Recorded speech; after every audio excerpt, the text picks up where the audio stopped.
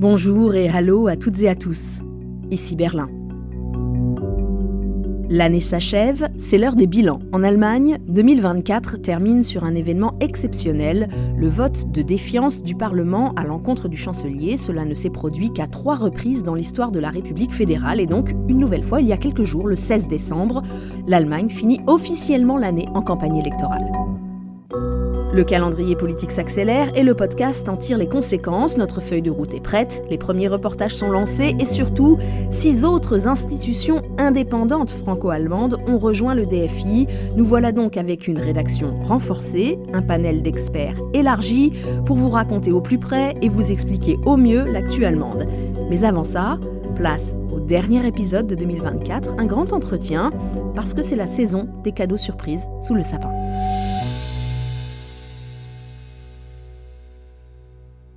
Bienvenue, installez-vous, ouvrez la porte du calendrier de l'Avent, prenez un plaid, 2 ou 3 gâteaux aux épices, peut-être un vin chaud, que vous siroterez avec modération, bien évidemment. Aujourd'hui, on va prendre le temps d'écouter un témoin, un confrère qui vient de passer 8 ans en Allemagne et qui a bien voulu me confier ses souvenirs et ses impressions sur une Allemagne qu'il a arpentée et questionnée, un pays où il a couvert des sommets, des congrès, des manifs et des attentats, avec toujours un regard patient et passionné sur ses habitants. Bref, cet automne, j'ai reçu Thomas Wieder, du journal Le Monde, en plein déménagement, à quelques heures de son retour à Paris. Thomas a pris le temps de me livrer son bilan de ses 8 années en Allemagne en tant que correspondant. Alors juste une précision, à ce moment-là, nous ne savions pas que la coalition allait tomber quelques semaines plus tard, et c'était aussi avant les élections américaines. Voilà pour le contexte. Belle écoute.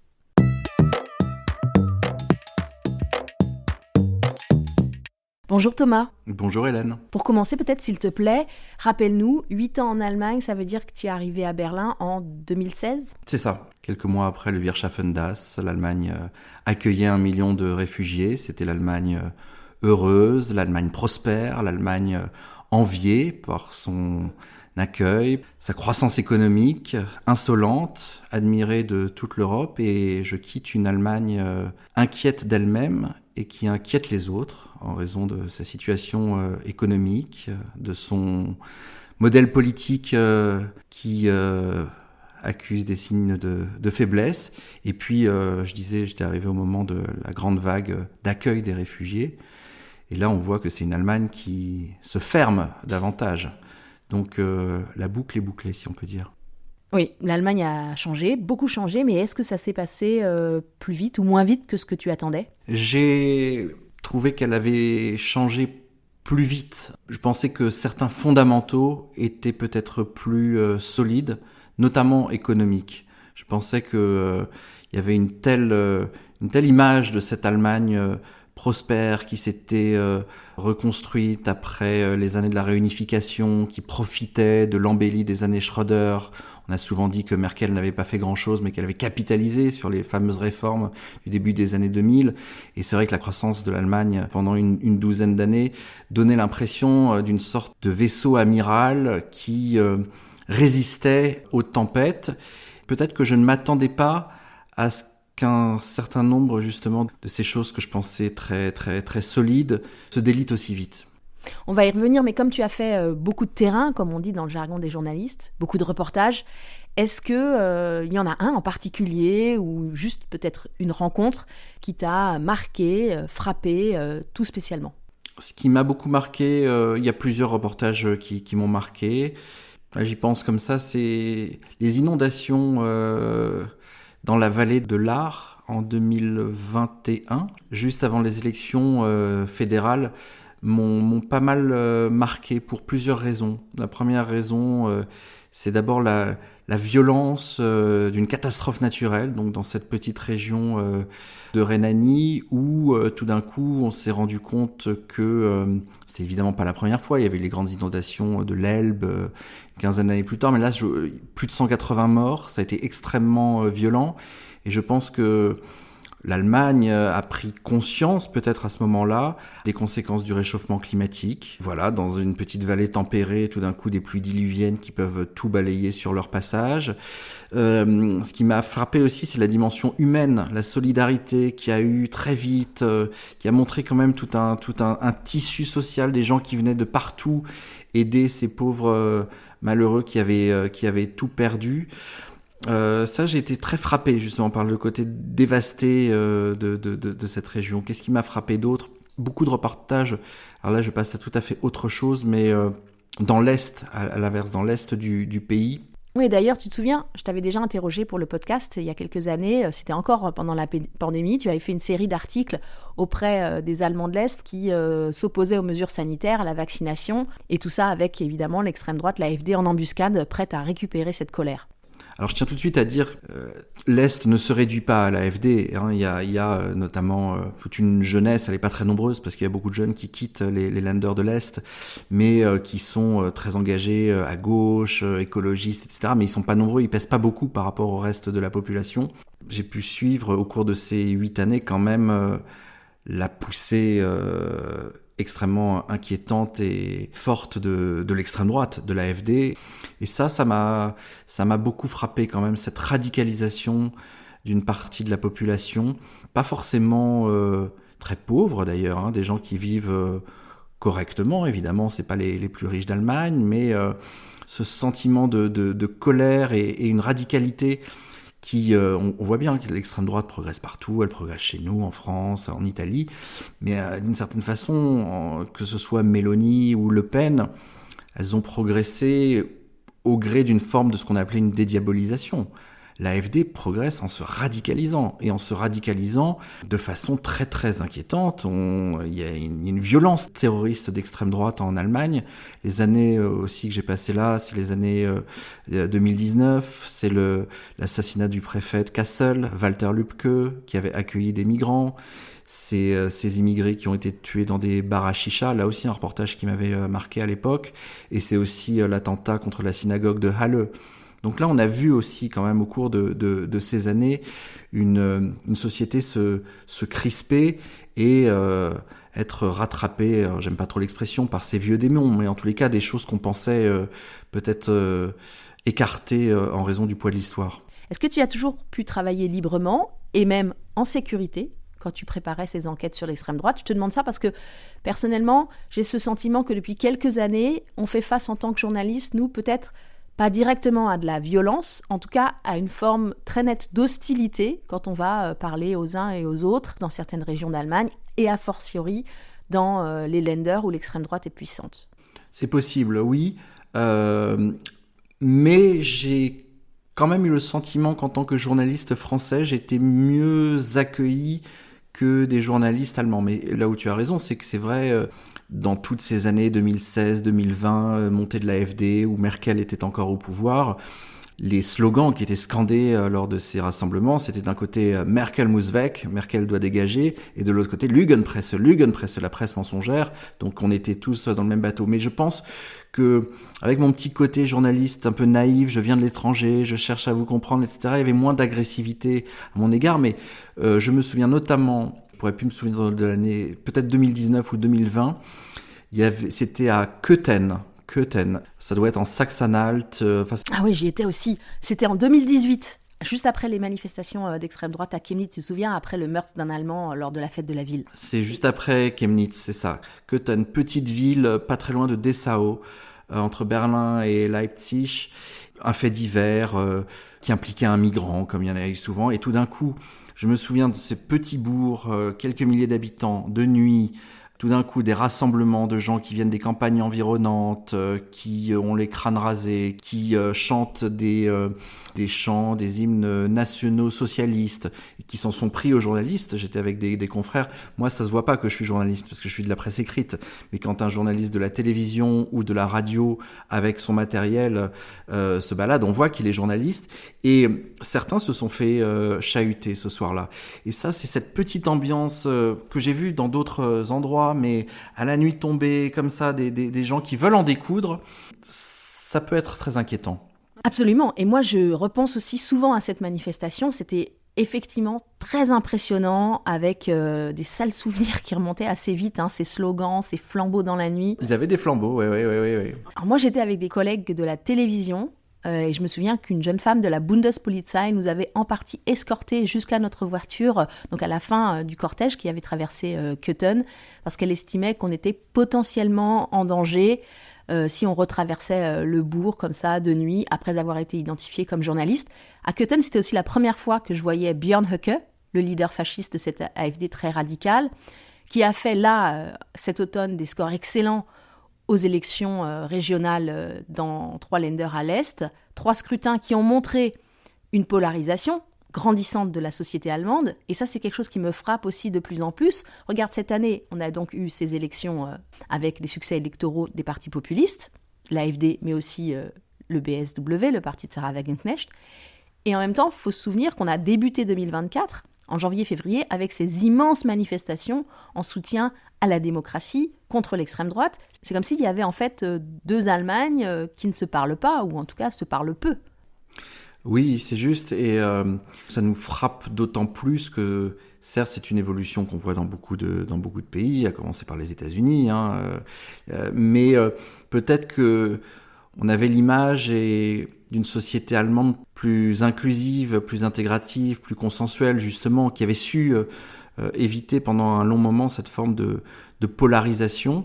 Et on voit que même l'Allemagne, avec quand même sa prospérité, avec sa culture du compromis, avec le travail qu'elle a fait sur elle-même en raison de son passé, sa culture, etc., ne résiste pas à tous ces déchirements qui frappent les sociétés occidentales. Et ça a une dimension inquiétante parce qu'on est au cœur de l'Europe, que c'est le plus grand pays d'Europe, et que si ce pays décroche à la fois économiquement et se fracture démocratiquement, c'est quand même toute l'Europe qui prend un coup dans l'aile. Au début de l'année, j'ai fait un épisode en pointant justement cette morosité générale ici.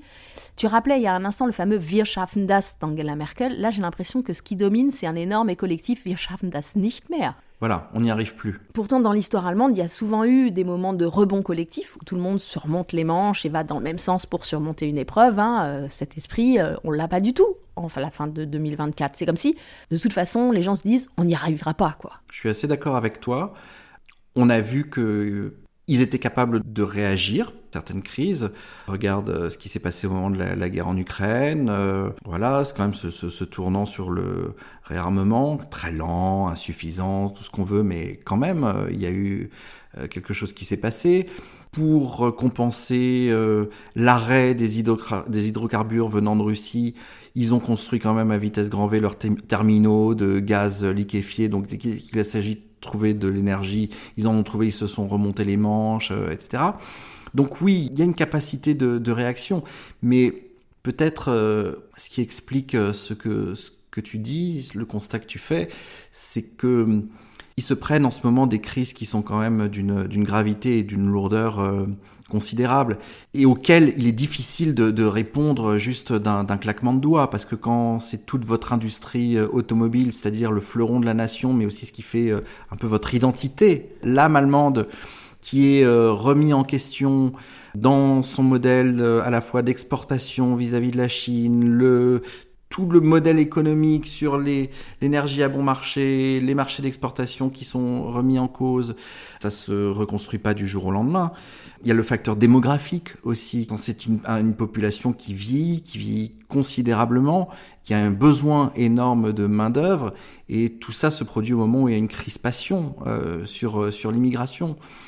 Et puis je crois aussi que ce qui explique peut-être un sentiment, ce que tu décris, c'est un peu un sentiment de tétanie peut-être face à ce qui se passe.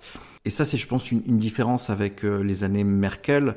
Beaucoup d'Allemands ont dû te le dire aussi quand tu es en reportage, c'est l'impression que le pays n'est plus tenu. Tout à fait. Et dans un épisode précédent, j'avais fait la comparaison avec un navire pris dans une tempête. Dans ce genre de situation, on attend clairement que le capitaine tienne fermement la barre. Or là, en plus, l'embarcation, elle était quand même un peu mal construite depuis le début. Cette coalition tripartite, elle a pris l'eau assez vite. Et en plus, il y a eu des mutineries à bord. Tout ça, ça fait désordre. Absolument. Et moi, j'ai été frappé. Je me souviens, l'année dernière, j'étais allé faire des reportages dans le centre de l'Allemagne. là aussi avec des gens qui votaient AfD, donc qui étaient a priori, qui est très anti-Merkel, puisqu'ils avaient demandé qu'elle dégage quelques années plus tôt, mais ils disaient presque qu'on regrette Merkel. En tous les cas, Merkel, c'était autre chose que le chancelier Scholz. Et je pense que dans un pays quand même qui a, sans être caricatural, quand même une forme de hantise du désordre et du chaos, l'impression que les choses ne sont pas tenues est très anxiogène en fait. Est-ce que tu crois que c'est ce qui explique en partie le succès des populistes, de droite comme de gauche, qui ont en commun de porter un discours en faveur d'un État fort, voire en faveur d'un leader fort, et qui languent sur des modèles qui sont parfois très limites, genre Orban ou même Poutine? Je sais pas trop, parce que cette interprétation, on glisse vite du coup à quelque chose d'un peu essentialisé sur ces électeurs qui sont finalement pas si démocrates que ça, ou qui... peut-être que ça joue un petit peu, ce que moi j'ai pu constater... notamment chez les électeurs de Sarah Wagenknecht, qui sont très différents de ceux de l'AfD. Parfois, je trouve que dans les médias allemands, il y a un peu de mépris vis-à-vis de ces électeurs, en les mettant tous dans le même sac. Le pacifisme joue beaucoup, quand même. Ça, c'est quelque chose que je ne mesurais pas en arrivant ici. J'ai l'impression d'avoir un petit peu mieux compris au fil des années. C'est la hantise de la guerre d'une partie des Allemands, et notamment la hantise de la guerre avec les Russes. Faut pas gratter très loin dans les souvenirs des familles allemandes.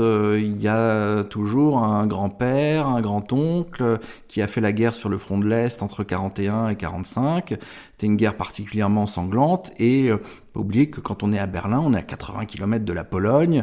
On baigne dans l'Europe de l'Est, en fait. En tant que Français, on s'en rend pas compte.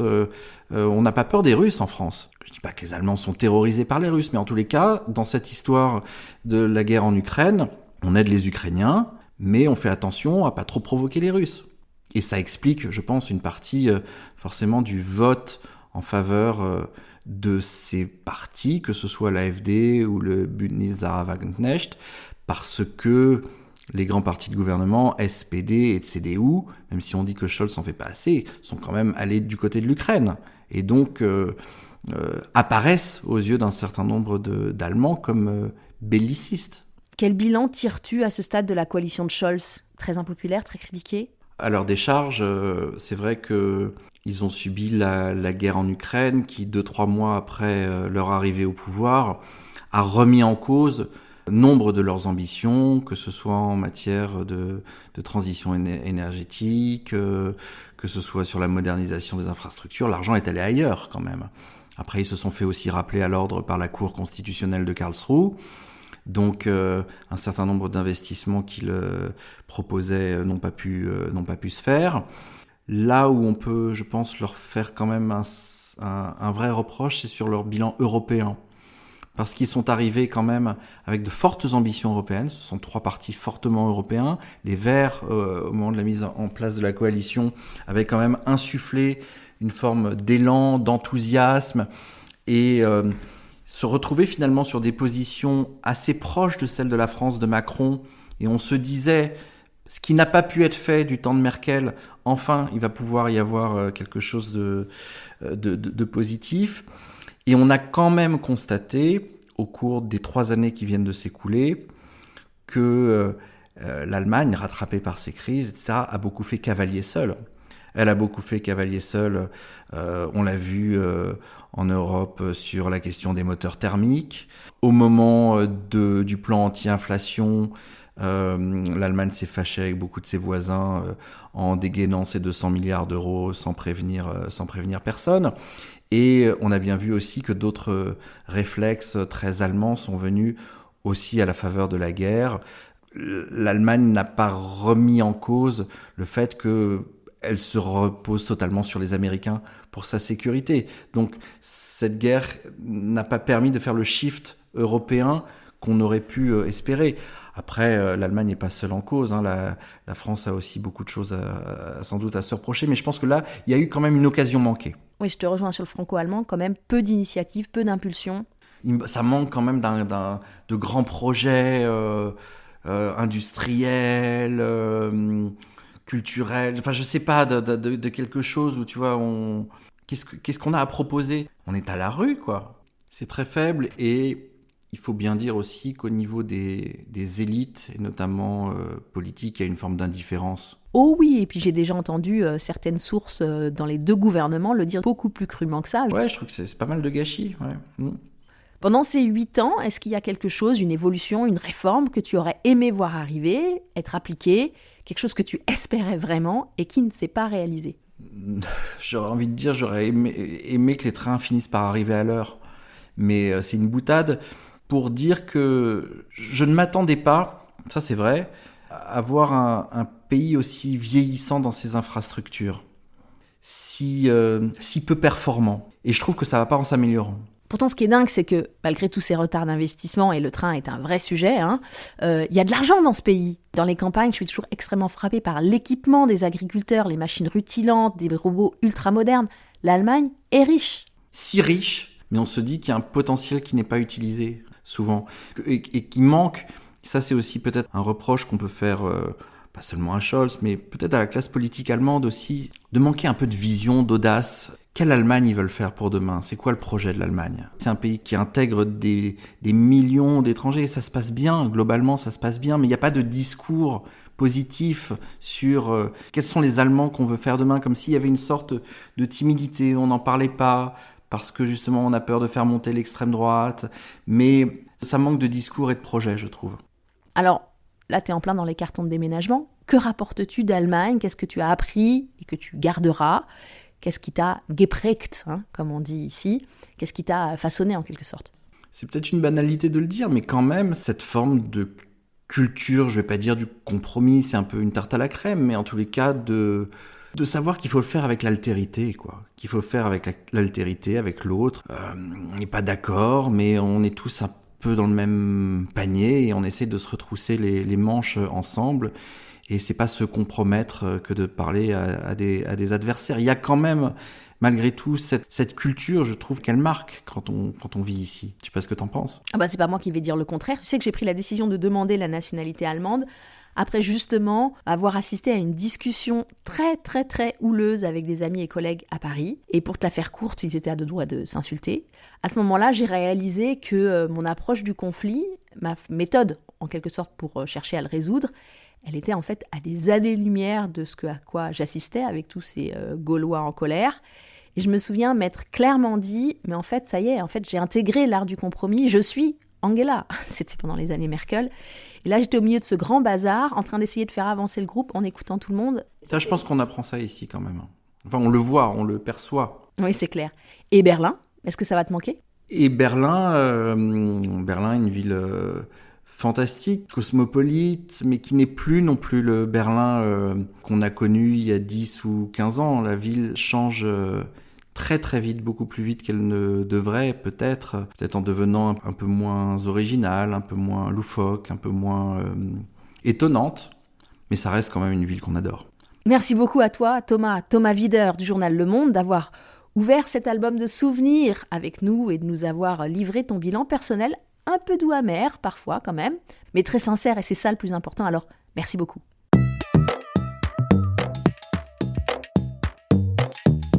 À l'heure des bilans, je dois absolument aussi vous dire un grand merci pour vos écoutes tout au long de cette année 2024 et surtout depuis l'annonce de la rupture de la coalition.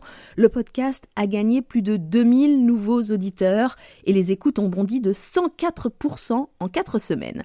Cette aventure audio franco-allemande a débuté avec les élections de 2021, vous le savez, et nous poursuivrons aber natürlich avec celle de 2025. Mais là, je suis obligée de passer un message un peu désagréable en raison des situations de blocage budgétaire tant en France qu'en Allemagne.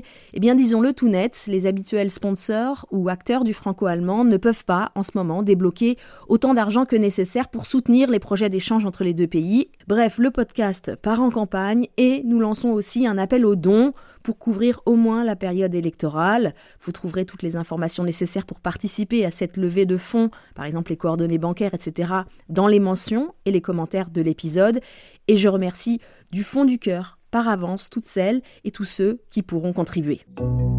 Bravo, vous êtes arrivés au bout de ce dernier épisode de 2024, au bout de notre 4e saison. Le podcast avec un K se retire pour les fêtes. Abonnez-vous pour ne pas rater notre reprise en janvier. Je m'appelle Hélène Cole avec un K et je vous dis à bientôt. Bis bald.